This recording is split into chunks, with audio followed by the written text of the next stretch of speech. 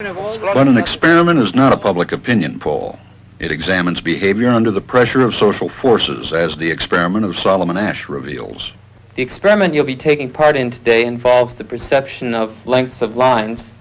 As you can see here, I have a number of cards, and on each card there are several lines. Your task is a very simple one. You're to look at the line on the left and determine which of the three lines on the right is equal to it in length. All right, we'll proceed in this order. You'll give your answer. Only one of the people in the group is a real subject, the fifth person with the white T-shirt. The others are confederates of the experimenter and have been told to give wrong answers on some of the trials. The experiment begins uneventfully as subjects give their judgments. 2, 2, 2, 2, 2, 3, 3, 3, 3. But on the third trial, something happens. 2, 2, 2, 2, 2. The subject denies the evidence of his own eyes and yields to group influence. Asch found subjects went along with the group on 37% of the critical trials. But he found through interviews that they went along with the group for different reasons. 1.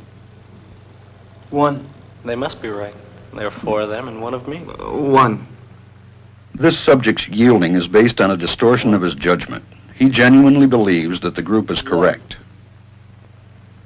1. 1. 1. 2. 1. 2. 2. 2. I know they're wrong, but why should I make waves? 2. In this case, the subject knows he is right, but goes along to avoid the discomfort of disagreeing with the group. Here, the distortion is at the level of his response. 2.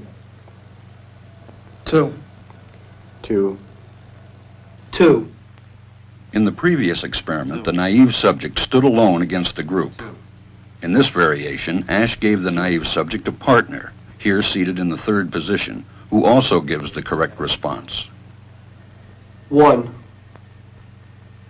1. 2. 1. 2. With a partner, yielding drops to only 5% of the critical trials compared to 37% without a partner. Although subjects report warmth and good feeling toward the partner, they typically deny that he played a role in their own independence. The partnership variation shows that much of the power of the group came not merely from its numbers, but from the unanimity of its opposition. When that unanimity is punctured, the group's power is greatly reduced. Sometimes we go along with a group because what they say convinces us they are right. This is called informational conformity. But sometimes we conform because we are apprehensive that the group will disapprove if we are deviant. This is called normative conformity. The strength of the normative factor is shown in another variation carried out by Asch. In this variation, the subject is told that because he had arrived late, he would have to write his answers. Subjects in this private response experiment are exposed to the same amount of misleading information as other subjects, but they are immune from any possible criticism by the group. 1. 1. 1.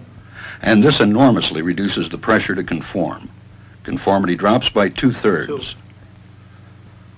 Asch's experiment is a classic. It reveals how people will deny what they see and submit to group pressure. It allows us not only to observe conformity, but to study the conditions that increase or reduce its occurrence.